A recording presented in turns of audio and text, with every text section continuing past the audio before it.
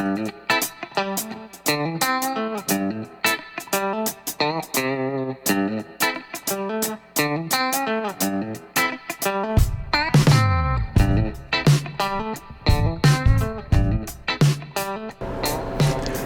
guys, this is Wade from Wade's Orchids, and we're going to do a repotting here. I was talking to my friend Chris Bevins, who has a YouTube channel called Growing Things, and we were discussing fragment petal and pearcii here. This was, let's see, about 1.5 years ago. In a 4-inch pot, and it put out 1 flower spike, and I thought I was doing good. And then it started growing. So this past spring it put out 5 flower spikes, and it was really doing well. I put it into a 6-inch pot then, and it started putting out new growth for the following year, and it's put out, well, let me turn this around this way and just show you some of the new growths that are coming out. Now something like this is going to really be a problem. Whoops, it may break off even, but if I bend this up like this, it may be okay. And but this thing really needs to be repotted. This is fall. I'm in the middle of November here. I want to tell you a little bit about the culture of this. These things like to be wet. I keep this in a saucer with about 1/2 inch to 1 inch of water all the time, and it just loves it. In nature, this species lives a lot of times by the side of streams. It gets flooded very frequently with rains in that, and it's always very moist. So first thing that we're going to do is I've selected a pot here that we're going to use. This is not your standard orchid pot. This is one of those pots that you buy for philodendrons or other type of house plants. It's got a little reservoir down under here, and you can see and fill the reservoir with water if you like. We're going to be watering from the top when I water this, so we don't need that, but I'll be able to see how much water, if any, is in here. So that's a good indication of when it needs water. When the water level gets low, I need to water again. Okay, this is a 10-inch pot. The way this thing is growing, I don't think a 10-inch pot is going to be out of line for it. So this is what we're going to be using, and first step here is to get it out of the pot. You can see the roots here are growing out. I've got nice root growth here, and yep, this is going to be a little problem in and of itself. It's really potted in there tightly.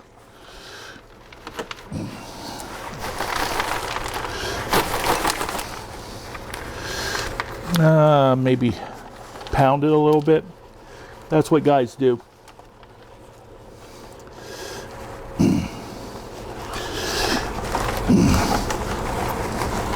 Just work around here, trying to loosen the sides.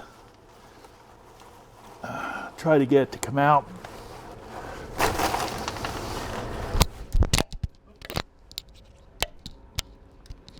Here with my microphone. Here we are. These things happen. Let me take a second and put the microphone back on.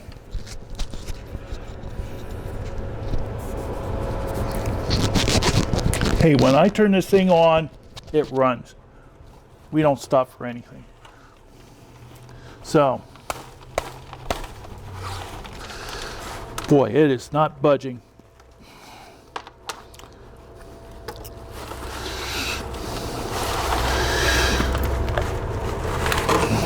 Oh, I think, yeah, we got some movement here.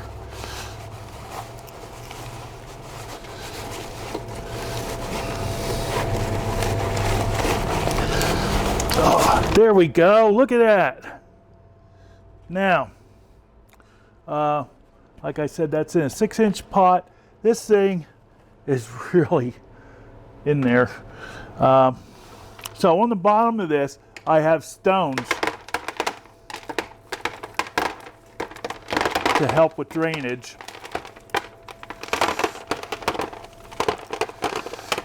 And I'm going to try to get things loosened up here a little bit so we can spread the roots around.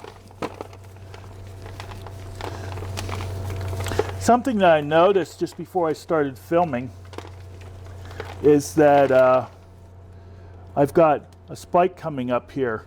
This is not the right time for it to be sending a spike up, but hey, I won't turn it down.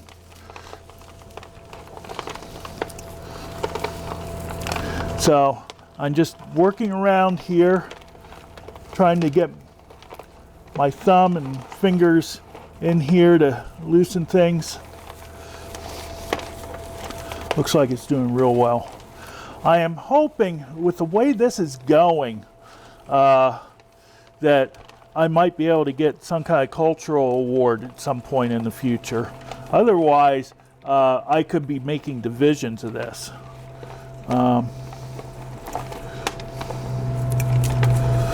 Boy, this is really growing like crazy.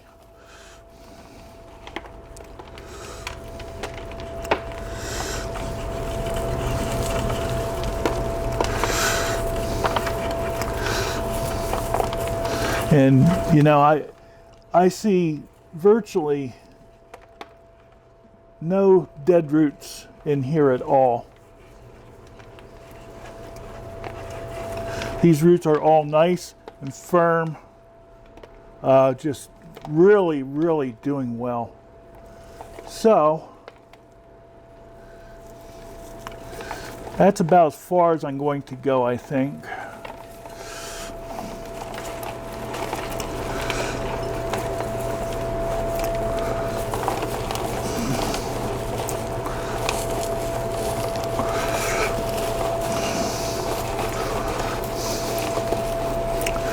Okay, now what I'm going to do is I'm going to grab myself some lava rock, and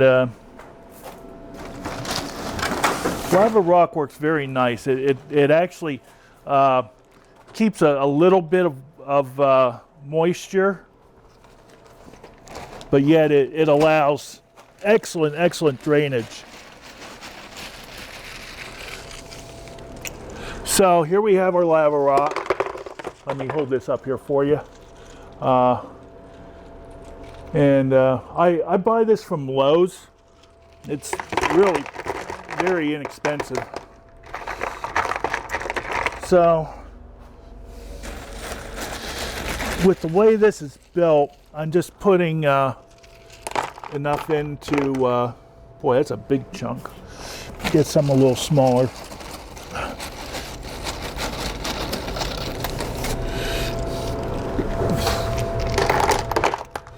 One nice thing about lava rock is it's neutral as far as pH goes.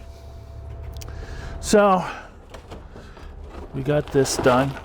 I'm going to sit this down here on the floor. And what I'm going to do is, let's see, put this over here. I'm going to get some my Cattleya mix, which is medium bark and perlite. Get some of that to get things started. I actually used a little bit of peat moss in with this when I potted up before, but since this is such a large pot, I want things to be generally potted up much more coarse.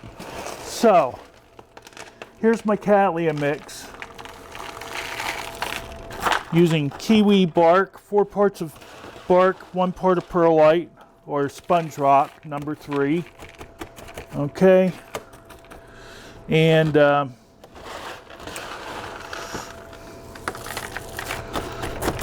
get a good base of that. Okay. We still got a lot of room here. And I'm going to have this potted up all the way to the top. So, what I'm going to do here is I'm going to turn this around. This is what I use for my oncidiums, paths, and frags. It's the same as the Cattleya mix, only it's got some good quality New Zealand sphagnum moss that I chop up or cut up real into smaller pieces. Okay, now I'm going to take some of this and try to work it in here. Okay, and this will tend to spread things apart and get that. Now switch things here a little bit. So I'm going to just start filling it around here.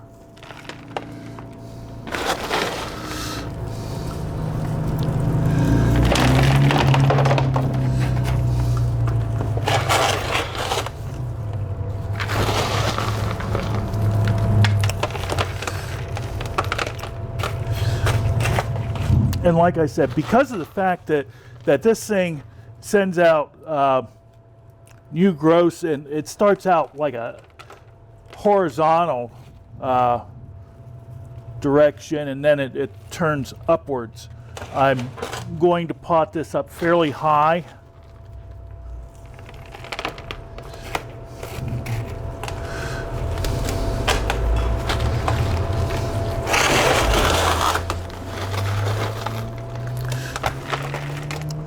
Just go around here like this.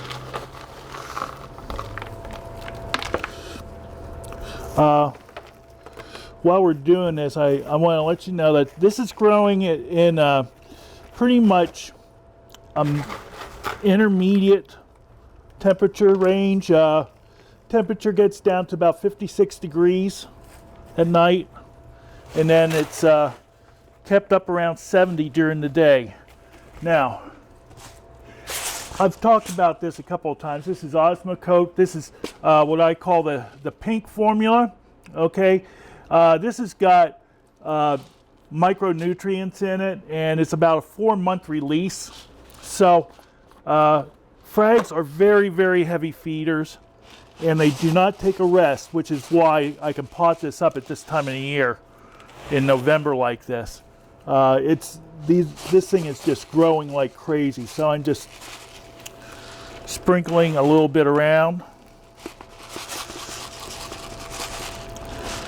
A little bit more. I don't know how much to tell you to use on this. I just kind of sprinkle it in there sort of liberally. And then fill in a little bit more.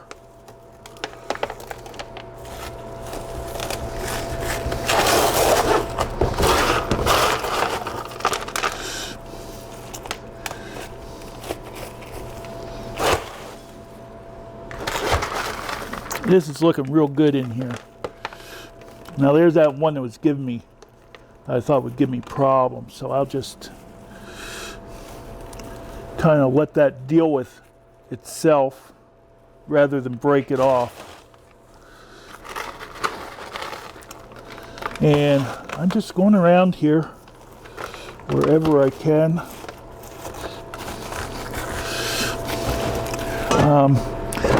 Something that I try to do, if I see any brown leaf tips, I cut them off. That happens sometimes, but not often. Like I said, this thing is just incredibly nice health. Almost a photo of what a plant should look like when it is in peak form.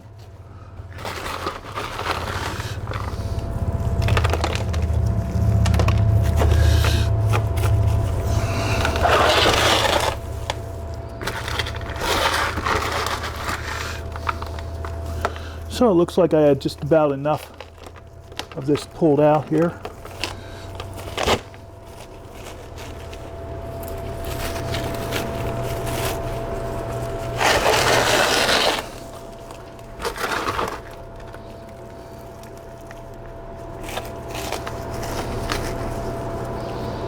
And as I said, I'm potting it right up to the rim, because just like it did on the 6-inch pot, this is going to spread out and go outside of the pot probably in a year's time.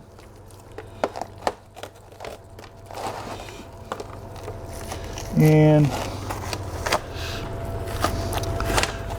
that should be pretty good. A little bit more there.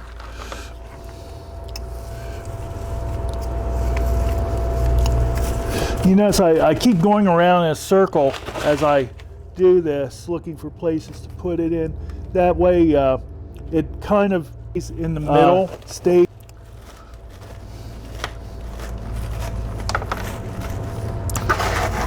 Fill it down a little bit.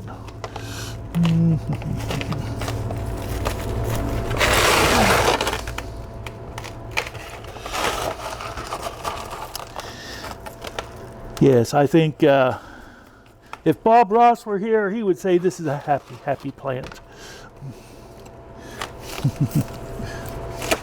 Also want to give a shout out to my good friend Anna Malaragno. Today's 17th of November. It's her birthday. Happy birthday, Anna. Love you, dear. We're about done with the potting. This actually, it looks like a nice foliage plant, just like that. That's just wonderful. I love this thing. And now, take the label here and put down 1116, so I know when I repotted it. And stick it in there someplace. Okay, and I'm going to water this well and put it back on the bench where it was, and it's ready to go for at least another year. I want to point out the media that I took this out of, it was in there for at least a year, and because I used the kiwi bark, it was in just really, really good shape. Hardly any breakdown of it at all. And if you can get that kind of situation going with something that you keep this wet, you are doing really well. So that's, again, why I love using kiwi bark. And give a shout out to Fred Clark, because Fred is the only person in the United States that gets it in. That's who I get it from. And it looks like I can put a little bit more in there. I just always keep on looking for places that isn't filled in real well. There we go. Okay, and that's how you repot a large plant and make it into a larger plant. Okay? Thanks a lot for watching. Hopefully we'll have a look through the greenhouse coming up in the not too distant future. I'm waiting for 1 or 2 things to open up so I can show them to you. Again, this is Wade from Wade's Orchids. Thanks for watching. Here we go. Hi guys. And if you like this, click on the little like thing and maybe subscribe, see some other videos. I've got lots of them on lots of different kinds of topics concerning orchids.